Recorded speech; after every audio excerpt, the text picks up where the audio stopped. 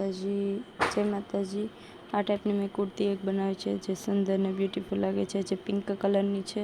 તો આ ટાઈપની વચ્ચેથી છે ને કાપો રહેશે। તો આ ટાઈપની કુર્તી કેવી રીતે સીવવી અને એનું કટિંગ કેવી રીતે કરવું તે સિમ્પલ રીતે આ વિડીયોમાં હું કહીશ। તો આ ટાઈપથી બટન છે ને આવી રીતે શો પીસ કરી લેવાના છે। તો આ ટાઈપથી જો કુર્તીનું કટિંગ, તો આવી રીતે મેં કુર્તીનું મેજરમેન્ટ તો લઈ લીધું છે। તો આવી રીતે કેવી રીતે કરવું તે આપણે જોઈએ। તો આવી રીતે 4 વડું કાપડ રાખી લેવાનું છે અને આની લંબાઈ ફિક્સ છે 17.5 ઇંચ અને 16.5 ઇંચ આપણી લંબાઈ રહેવાની છે કોઠાની। તો આ ટાઈપથી 8 ઇંચનું ગળું આવશે, 8 ઇંચનું શોલ્ડર કટિંગ। તો આવી રીતે આપણે 8 ઇંચનો માર્ક કરી અને છે ને 6 ઇંચનો બાયગાળો કરી અને આપણે લાઈન ડ્રો કરી લેવાની છે। આવી રીતે એક ચોરસ બનાવી લેવાનું છે। તો આવી રીતે ચોરસ બનાવ્યા બાદ આપણે સેજ ગોળાઈ દઈ દેવાનું છે, જે આ બાયગાળો છે। તો આ ટાઈપથી કરી અને આપણે જે કોઠાની જે નીચેની લંબાઈ છે સેજ ક્રોસ કટિંગ કરવાની છે। તો આવી રીતે આપણે કટિંગ કરી લેવાનું છે સિમ્પલ। તો આ ટાઈપથી આપણે બાયનું કટિંગ પણ થઈ ગયું છે। તો આ ટાઈપથી બંને ભાગ કટિંગ થઈ ગયા છે, પાછળનો અને આગળનો। તો હવે આપણે આ આગળના ભાગનું જે ગળું છે તે 4.5 ઇંચ રાખ્યું છે, 2.5 ઇંચ આપણે પહોળાઈ રાખી છે। તો આવી રીતે આપણે ચોરસ કરી લેવાનું છે। ચોરસ કરી અને આપણે જે રાઉન્ડ શેપ આપ્યો તેવી રીતે રાઉન્ડ શેપ આપી દેવાનો છે અને આને પણ કટિંગ કરી લેવાનું છે। હવે આ છે આપણો આગળનો ભાગ। તો આવી રીતે આપણે લખીએ એટલે આપણને અંદાજ આવે કે આ આગળનો ભાગ છે। તો હવે આ જે પાછળનો ભાગ છે તેનો આપણે પાછળનું ગળું છે તે સિમ્પલ રાખવાનું છે, તે પણ આપણે 3.5 ઇંચ રાખવાનું છે। પાછળનું બહુ લાંબુ ન હોય તો આ ટાઈપથી આપણે 2.5 ઇંચ રાખી પહોળાઈ અને લંબાઈ 3.5 ઇંચ રાખીને ગોળાઈ દઈ દેવાની છે। તો ગોળાઈ દઈ અને આવી રીતે આપણે કટિંગ કરી લેવાનું છે, જે પહેલો ભાગ આપણે કટિંગ કર્યો તો એવી જ રીતે સેમ। તો આ ટાઈપથી આપણે આ પાછળનો ભાગ છે। તો હવે આપણે જે કુર્તીની જે આ મેન ફેબ્રિક છે તે સેમ કટિંગ કરી લેવાના છે। જે 2 ભાગ કર્યા છે તેના બંને ભાગના આ સેમ કટિંગ કરેલા છે। આમાં સેજ વધુ કાપડ રાખેલું છે, જેના કારણે આપણે સીવીએ એટલે વધુ આપણે હોય એટલે વધુનું કટિંગ કરી નાખવાનું છે। તો બંને ભાગ આપણે આ થઈ ગયા છે। હવે આપણે જે કુર્તીની લંબાઈ છે તે 48.5 ઇંચ રાખવાની છે પૂરી। તો 16.5 ઇંચનું આપણે કોઠાની લંબાઈ કરી છે।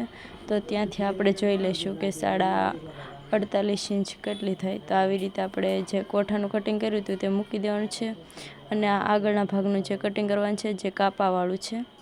તો કાપાવાળું છે એટલે સેજ આપણે વાળવાનું છે તે વધનું રાખવાનું છે, એક સાઈડથી જે બેક સાઈડ છે એ સાઈડથી, પછી આવી રીતે નિશાન કરી લેવાનું છે અને 16.5 ઇંચ આપણે આવી રીતે 12.5 ઇંચ થયું છે અને 16.5 ઇંચ આપણે પટ્ટીથી આપણે જોઈ લઈએ કે આપણું 16.5 ઇંચ રાખવાનો છે કોઠો, એટલે આપણે 1/2 ઇંચ ઉપરથી છોડી અને 48.5 ઇંચ ક્યાં સુધી આવે છે તે આપણે જોઈ અને માર્ક કરી લેવાનું છે। તો આવી રીતે માર્ક આવ્યું છે એ પ્રમાણે 33 ઇંચે માર્ક આવ્યું છે।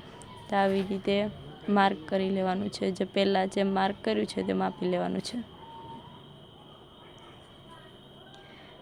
તો આવી રીતે આપણે માપ પટ્ટીથી સરખી રીતે માપી અને કટિંગ કરી લેવાનું છે।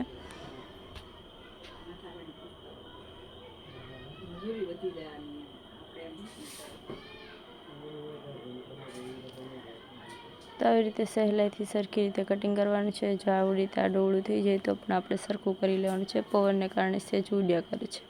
તો આ ટાઈપથી આપણે સરખું કટિંગ કરી લેવાનું છે।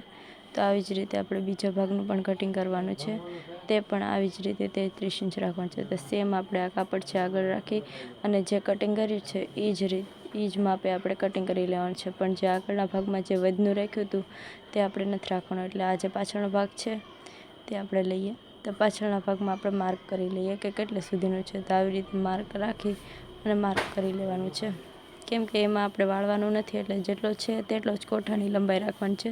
તો 33 ઇંચ આવ્યું હતું તે જ આપણે માપ 33 ઇંચનું લઈ લેવાનું છે।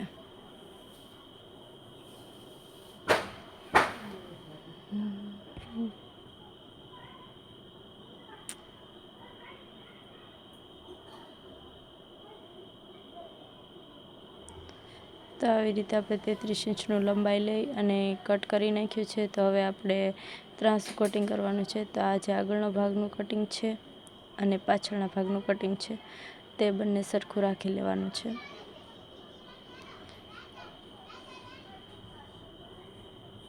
તો આવી રીતે પરફેક્ટ રીતે આપણે ગોઠવી લેવાનું છે, જેના કારણે આ ડાવડું ન થાય. તો આવી રીતે આપણે બીજું સ્કેલ આપણે જે પૂરી લંબાઈ છે તે જોઈ લેવાની છે, સરખી કરી લેવાની છે. અને આવી રીતે સ્કેલ ત્રાંસી મૂકી અને આપણે ખૂણે ટુ ખૂણો આપણે જેટલી લંબાઈ છે એટલી જ રાખવાની છે નીચેથી. તો આવી રીતે માર્ક કર્યું હતું ત્યાંથી આપણે ત્રાંસી કટિંગ કરી લેવાનું છે. તો આવી રીતે મેં કટિંગ કરી લીધું છે અને જે આગળનો ભાગ છે તેને વચ્ચેથી કટ કરી દઈએ એટલે આગળનો ભાગ છે એમ યાદ રહે. તો આપણે આ પાછળનો ભાગ પહેલો મૂક્યો એ આગળનો ભાગ, અને આ કોઠાનું કટિંગ એનું અસ્તર, આ છે આગળનો ભાગ ને આ પાછળનો ભાગ. તો આવી રીતે આપણે કુર્તીનું કટિંગ છે તે પૂરું થયું. તો હવે આને સ્ટિચિંગ કેવી રીતે કરવું તે સિમ્પલ રીતે જોઈએ. તો આ મેં પાછળનો ભાગ જે લઈ લીધો છે, તો આ પાછળનો ભાગ છે તેને આપણે સિમ્પલ રીતે આવી રીતે એક સિલાઈ મારી લેવાની છે. ગોળાઈ છે ત્યાં, તો આવી રીતે ગોળ ગળું છે ત્યાં સિમ્પલ સિલાઈ મારી લઈએ સરખી. તો આવી રીતે મેં સિલાઈ મારી લીધી છે અને વધનું કાપડ છે તે કટિંગ કરી લેવાનું છે અને આવી રીતે કટ્સ લગાવી દેવાના છે, જેના કારણે ગોળાઈ સરખી પડે. તો આવી રીતે કટ લગાવી અને આપણે અસ્તર ઉપર એક સિલાઈ મારવાની છે. તો અમે અસ્તર ઉપર સિલાઈ લગાવી લીધી છે અને હવે જે આપણે મેન સિલાઈ છે તે મારવાની છે. તો આ ટાઈપથી મેં મેન સિલાઈ પણ મારી લીધી છે. તો આવી રીતે હવે જે ચારે બાજુ છે ને આવી રીતે ઉલટી સાઈડ રાખી અને ફિટ કરી દેવાનું છે ચારે બાજુ. તો આવી રીતે મેં ફિટ કરી લીધું છે. તો આવી રીતે ફિટ કર્યા બાદ હવે જે વધનું કાપડ છે તે કટિંગ કરી લેવાનું છે ચારે બાજુથી. તો આવી રીતે કટિંગ કરીને તૈયાર કરી લીધું છે. તો જે મેં આગળનો ભાગ છે, પાછળનો ભાગ જે કર્યો તો એવી જ રીતે મેં આગળનો ભાગ હવે કરી લેવાનો છે. તો આ ભાગ થઈ ગયો છે, બંને ભાગ થઈ ગયા છે. તો એને સામ સામે આવી રીતે રાખી અને આપણે શોલ્ડર છે તે જોઈન્ટ કરી લેવાના છે. તો આમાં આ અઘરી કુર્તી નથી, બહુ સિમ્પલ કુર્તી છે, તે સિમ્પલ રીતે આપણે ઘરે બનાવી શકીએ છીએ. તો આ ટાઈપથી સિમ્પલ રીતે આપણે આ ન્યૂ લુકિંગ આ કુર્તી છે તે બનાવી શકીએ છીએ. તો આવી રીતે આપણે શોલ્ડર જોઈન્ટ કરી દેવાના છે અને આવી રીતે આપણે ખુલ્લી સાઈડ રાખી અને આવી રીતે ઉપરથી મેન સિલાઈ પણ મારી લેવાની છે, એટલે કે લુક સરસ આવે. તો આવી રીતે બંને શોલ્ડર ઉપર કરી લેવાનું.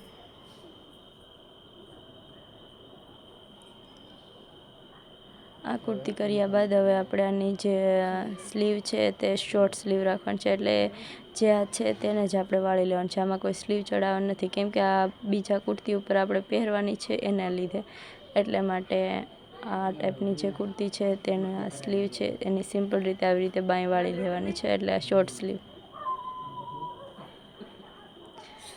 તો સિમ્પલ રીતે આ વળી જાય છે. આવી રીતે હલકે હલકે આપણે વાળવાનું છે, બહુ કંઈ અઘરું પણ નથી લાગતું. અને સિમ્પલ રીતે સેજ તણાવી લેવાનું. જો આપણી સિલાઈ કડક હોય તો, નકર આ સિમ્પલ રીતે આપણે બાંય વળી ગઈ છે એવી જ રીતે આપણે બંને સાઈડ બાંય વાળી લેવાની છે. તો આ સાઈડથી બંને બાંય મેં વાળી લીધી છે અને આ જે આગળનો ભાગ છે તેમાં વચ્ચે માર્ક કરી લેવાનું છે, જેના કારણે આપણે જે ઓલો કાપાવાળી કુર્તી કરવાની હતી એટલે માટે આપણે આ કાપડનું અસ્તર કટિંગ કર્યું હતું જે તે વાળી લઈએ. તો આવી રીતે સિમ્પલ રીતે આપણે જે સીધું વચ્ચેથી કટિંગ કર્યું હતું ને તેને વાળી લેવાનું છે. હવે આ જે છે તેને જ તે સામે આવી રીતે એનો ભાગ રાખી દેવાનો છે સમસમો, એટલે આપણે શું કે એક સાઈડના બંને ભાગ ન થાય. તો આવી રીતે સામ સામે રાખી અને આ બંને વાળી લેવાનો છે. તો હવે એ વાળ્યા બાદ નીચેનો જે ભાગ છે તે પણ વાળી લેવાનો છે. તો આ સિમ્પલ રીતે આપણે અંદર કોઈ ઝોલ પણ નથી આવતો અને સિમ્પલ રીતે આપણે આને કટિંગ અને સ્ટિચિંગ કરી શકીએ છીએ આ કુર્તીનું. અને અત્યારે નવરાત્રિ આવવાની છે તો આને ગરબાના જે સ્કર્ટ જે ઘેરદાર હોય એની ઉપર પહેરશો તો પણ સરસ લાગશે. તો આ ટાઈપથી જે આગળનો જે હવે માર્ક કર્યું હતું તેની ઉપર આપણે આ ટાઈપથી ચત્તો ભાગ રાખવાનો છે અને ઉપરનો જે ભાગ છે તે ઊંધો રાખવાનો છે, એટલે ચત્તો થશે એટલે બંને સાઈડ ચત્તા થઈ જશે. એટલે જે મેં કોઠાનો ભાગ છે તે ચત્તો અને ઉપરનો અસ્તરનો ભાગ છે તે ઊંધો, એવી રીતે ઉપરા ઉપર આવી રીતે મૂકી અને આપણે ફિટ કરી લેવાનું છે. તો આવી રીતે આપણે બંને સ્ટીચ છે એ મેન સ્ટીચ કરી લેવાની છે, એટલે આપણે અંદરની સાઈડ આપણે આવી રીતે રાખી અને સ્ટીચ કરી લેવાનું છે, એટલે કે શું દેખાય નહીં આપણું જે સિલાઈનું જે કાપડ હોય ને તે. તો આવી રીતે સહેલાઈથી કરી શકીએ છીએ।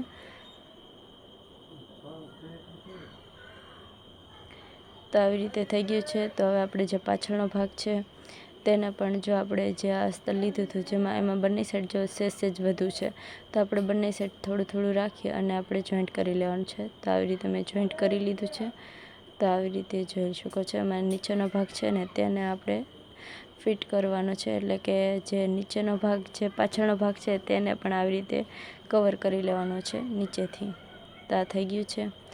તો હવે આને ફિટિંગ કરવાનું છે। તો આવી રીતે સહેલાઈ રીતે સરખી રીતે રાખી અને ઠેઠ સુધી આપણે સિલાઈ મારી લેવાની છે।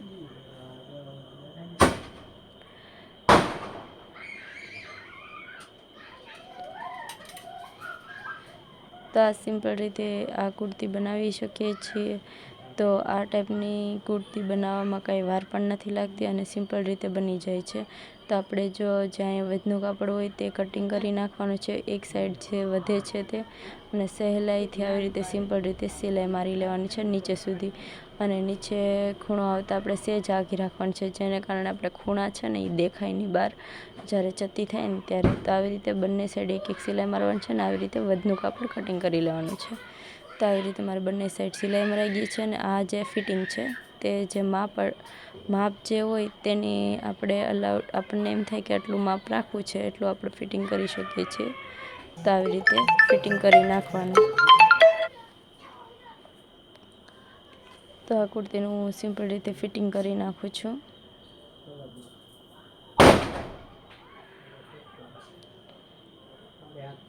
તો આવી રીતે ફિટિંગ કર્યા બાદ આ કુર્તી તૈયાર થઈ જશે અને સિમ્પલ રીતે પણ તૈયાર થઈ જશે। તો આ ટાઈપની કુર્તી જો સરસ લાગી હોય તો વિડીયોને લાઇક કરજો, શેર કરજો અને સબસ્ક્રાઈબ કરજો।